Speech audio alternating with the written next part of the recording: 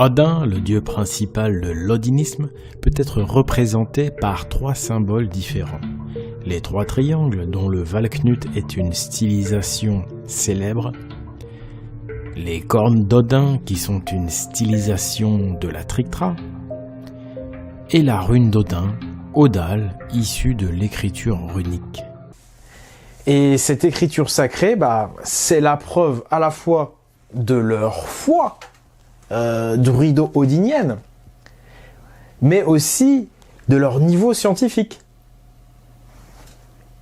Parce que pour le faire, il fallait avoir un gros niveau scientifique.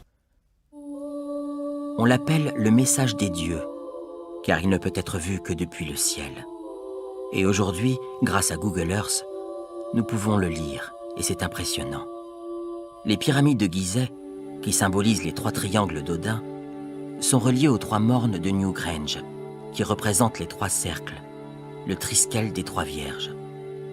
Grâce à une distance significative d'1/10 de la circonférence terrestre.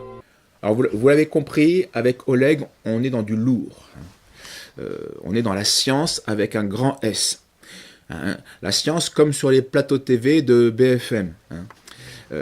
Et Oleg, comme vous pouvez le constater, a un gros niveau scientifique. Et si vous en doutiez, eh bien, écoutez ce qui va suivre. Parce qu'il faut savoir que la tradition de Noël, elle est directement inspirée de l'ancienne tradition odinique du solstice d'hiver. Déjà, le mot Noël vient du vieux gaulois Noyo-El, qui veut dire nouveau soleil. Car à partir du 25 décembre, vous savez que les jours commencent à rallonger. C'est donc une renaissance symbolique du soleil. Et le Père Noël, il est vieux avec une barbe blanche. Il vient du pôle Nord et il arrive en volant sur un traîneau tiré par 8 rennes, 8. Odin, il arrive sur un cheval volant à 8 pattes. Et de l'autre côté, c'est un traîneau volant à 8 rennes.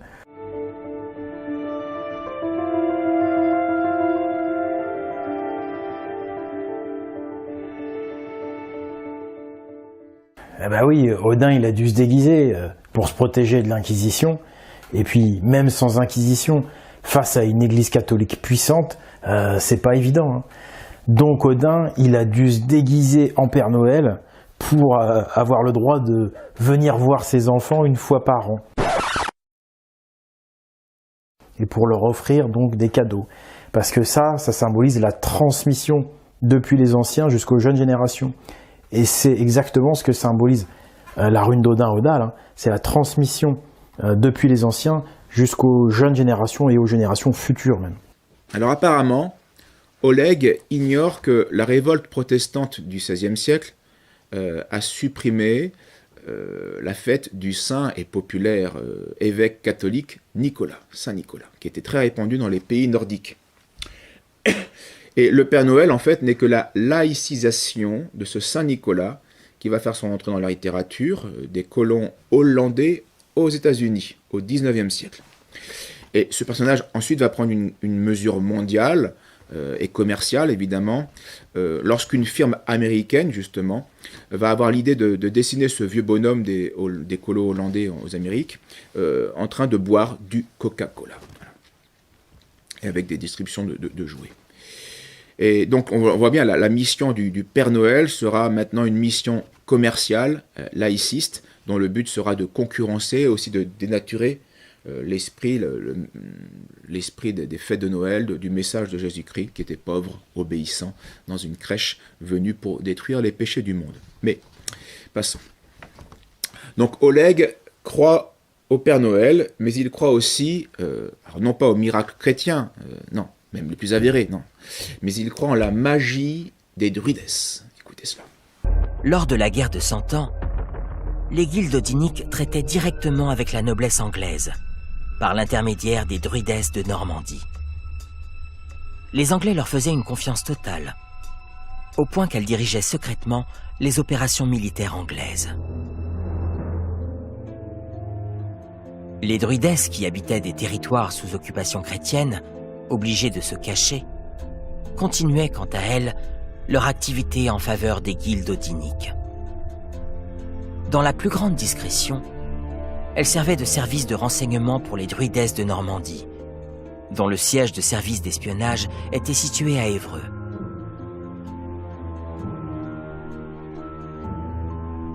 Lorsque, par exemple, une armée franque partait du Berry, la région de Bourges, Évreux était immédiatement mis au courant par les druidesses de Bourges. Les druidesses maîtrisaient la transmission à distance par le canal des courants telluriques. Les ateliers odiniques constituaient le quadrillage des territoires encore occupés par les Francs et fonctionnaient comme des antennes. Ils transmettaient à Évreux les mouvements, heure par heure, des troupes franques. Les Anglais ils connaissaient tout ou presque de la stratégie des Francs. C'est pourquoi, malgré leurs très gros désavantages en termes de nombre et en termes logistiques, ils avaient le désavantage du terrain. C'est pourquoi, malgré tout, ils ont vaincu les armées franques. Oleg dit bien sûr n'importe quoi. Il ne s'est apparemment jamais renseigné sur l'histoire militaire de cette époque. Dans mon livre sur Sainte Jeanne d'Arc, j'explique les raisons des victoires anglaises. Tout d'abord, il y a la fameuse victoire de 1340, où la flotte française est anéantie dans une bataille au nord de Bruges, qu'on appelle la bataille de l'Écluse. Donc la flotte anglo-flamande détruit la flotte française. Et donc ce sera la plus sanglante des batailles de la guerre de 100 ans. On compte près de 20 000 morts. Donc une fois que les Anglais sont maîtres sur la mer, eh bien ils sont maintenant libres de frapper où ils veulent sur le territoire. Donc première raison. Ensuite, deuxième raison, les archers anglais ont écrasé la cavalerie française en 1346 grâce justement à l'arc long qu'ils avaient gallois, qui pouvait tirer jusqu'à 500 mètres de distance, mais avec une cadence, et c'est ça qui est important, une cadence de 10 à 12 flèches par minute. Tandis que les arbalétriers français, eh bien eux, avaient une puissance plus forte, mais un débit nettement plus faible. C'était entre 2, 3 par minute. Donc, et c'est le nombre qui fait la différence dans les batailles de cette époque. Troisième raison des victoires anglaises, il ne faut pas oublier l'anarchie, l'affaiblissement de l'autorité royale en France, comme de l'autorité papale en Europe, qui va laisser bien place à un conflit fratricide européen, qui va profiter aussi de la folie intermittente du roi Charles VI. Donc, on a la guerre civile qui régnait en France, qui fragilisait, favorisait tous les projets anglais. Donc, la prétendue magie de prétendus druidesses n'ont rien à voir avec l'histoire. Continuons dans le monde absurde d'Oleg. Mais avant cela, juste un mot sur l'imposture sophistique dont Oleg use à tort et à travers dans toutes ses vidéos. Vous allez le voir, il parle constamment des runes et il les voit un peu partout dans les monuments historiques. Alors les runes, ce sont les lettres de l'alphabet des peuples de langue germanique et scandinave. Les runes étaient principalement donc, des marques verticales et obliques et dans une moindre mesure des marques horizontales ou courbes, conçues ainsi car plus faciles à sculpter sur des matériaux durs. Les runes étaient donc ordinairement utilisées pour des inscriptions sur le bois, le métal, le cuir et surtout la pierre. Les runes anciennes n'ont pas été utilisées pour des travaux d'écriture longue, mais plutôt pour des inscriptions courtes. Leur forme géométrique simple fait que l'on peut les retrouver dans une quantité d'édifices architecturaux ou quantité de décorations à style géométrique. C'est logique, inévitable. Ces formes géométriques appartiennent à toute l'espèce humaine, et elles sont de tous les temps. Mais notre expert en sophisme en profite pour conclure stupidement que toutes ces formes, partout où elles se trouvent, seraient en fait des traces laissées par les disciples d'Odin. Et de là, il se permet de conclure que tout le monde, ou presque, est disciple d'Odin. Les Templiers, Jeanne d'Arc, les Valois, on les trouve dans nos cathédrales, etc., etc. Et même Jésus-Christ, on le verra, était un disciple d'Odin. Jésus utilisait les runes. On a vu cette rune Agale immense.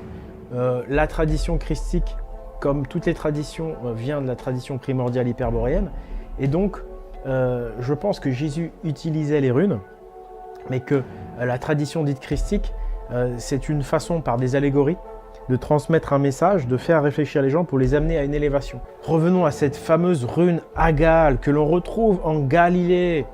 Cette rune Agale que l'on retrouve dans certaines églises, ce cercle divisé en 6. Regardez ce chrisme solaire, le fameux chrisme solaire que l'on retrouve assez souvent. Eh bien, tout simplement, je pense que c'est une légère modification de l'Agale originelle, tout simplement parce que l'Église, lorsqu'elle ne peut pas détruire les symboles qu'elle dit païens, et qui sont en réalité christiques, eh bien, enfin nordiques tout autant que christiques quand on est dans la vraie voie galiléenne de Jésus, eh bien en réalité, le seul moyen qu'ils ont trouvé de faire oublier que c'était une rune, eh bien c'était de le modifier légèrement en rajoutant des petits symboles comme ça, en traçant une petite courbe, mais en réalité, le chrisme solaire, à l'origine, c'est la rune Agale.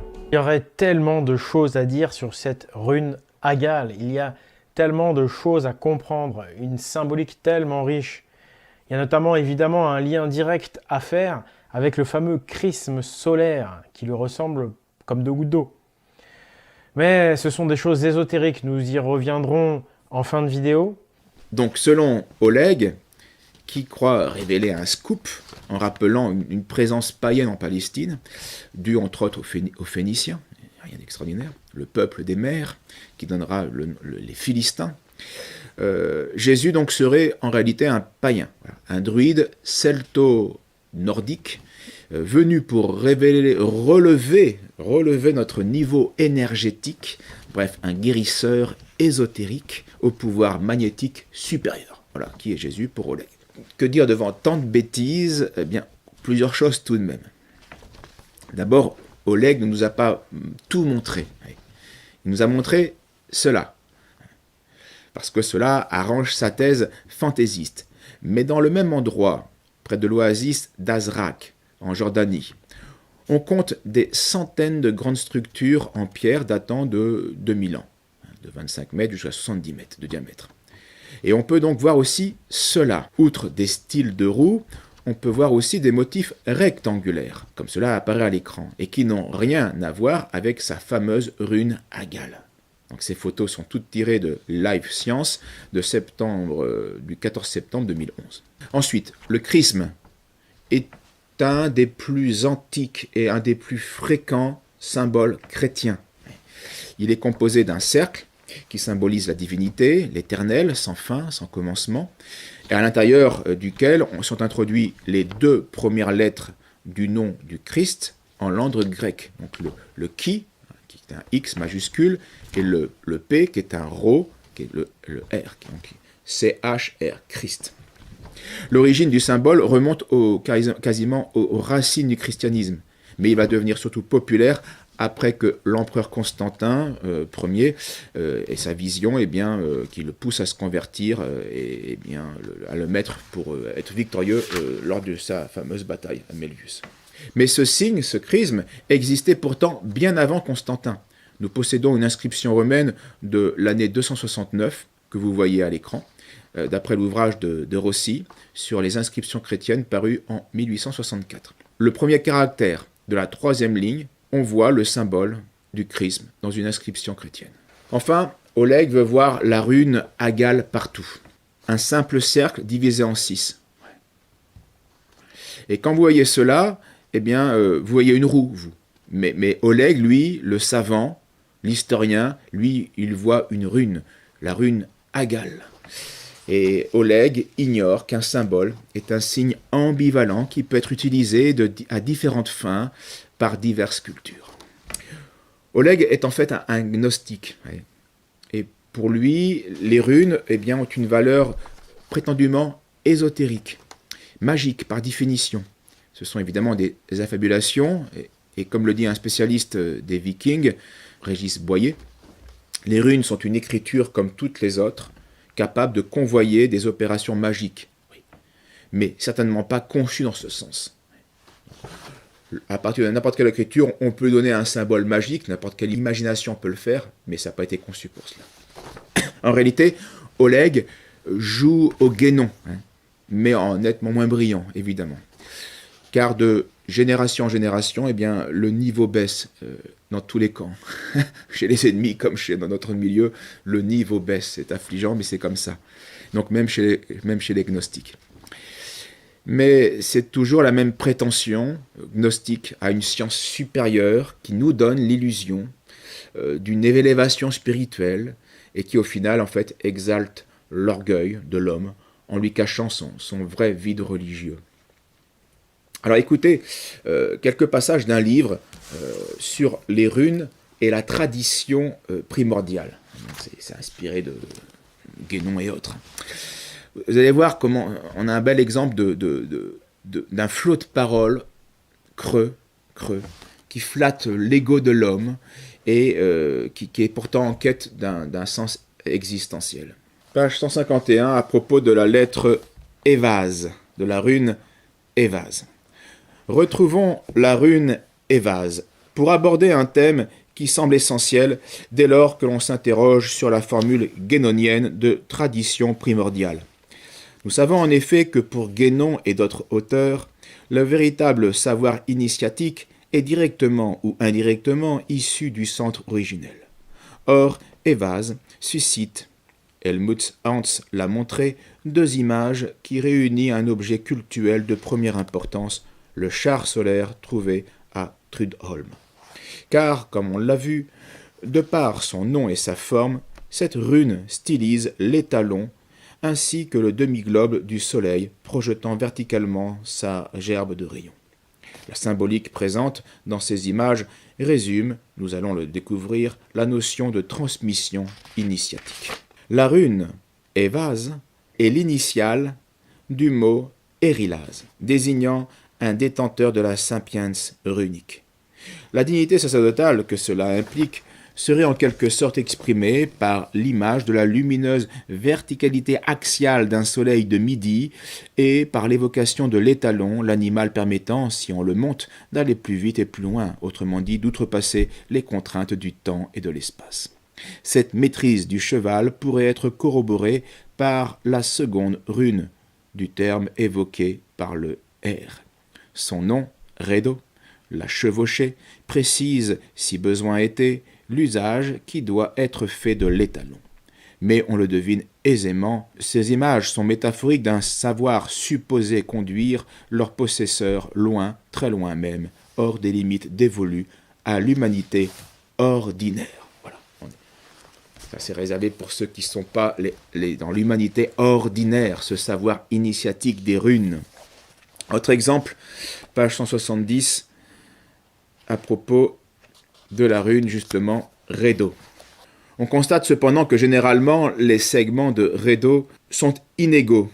Le plus long rejoint la base de la rune, tandis que le plus court est au milieu et semble, dans nombre de cas, former un angle droit avec le dernier qui, intermédiaire de proportion entre les deux autres, se rattache au sommet de la haste. Il serait donc loisible d'imaginer que les trois segments correspondent aux trois côtés du triangle, 3, 4, 5. Dans ces conditions, nous aurions, en partant de l'extrémité de la haste et en se dirigeant vers le bas, d'abord le segment de valeur 4, puis le jouxtant idéalement à 90 degrés celui de 3, et enfin celui de 5. Il s'agirait donc du triangle de Pythagore déployé. Et, ajouterons-nous, déployé à partir de l'axe du monde, comme pour signifier que la composante métaphysique de cette formulation géométrique est indissociable de la notion d'invariable milieu. Une telle tentative, audacieuse, certes, d'explication du graphisme de Redo, permet peut-être de comprendre pourquoi la dite rune est l'initiale du mot ragin et du mot runose. Qu'il s'agisse du principe divin ordonnant l'univers ou du verbe émané de ce principe, le triangle de Pythagore contient la loi fondamentale régissant le destin des individus. Voilà. Le destin des individus est dans le triangle de Pythagore. Merci Guénon, merci la bande de gnostiques. Mais d'après mon spécialiste, je serai tellement atteint que normalement, bien, je ne devrais pas avoir de mal à faire des progrès. Donc, face à ce constat, somme toute encourageant, je suis resté pensif. Pensif, mais bête. J'ai réfléchi, les abrutis réfléchissent énormément. Tout simplement parce que leur rendement est faible. Je vous laisse le temps d'y réfléchir. En fait, j'étais extrêmement prétentieux.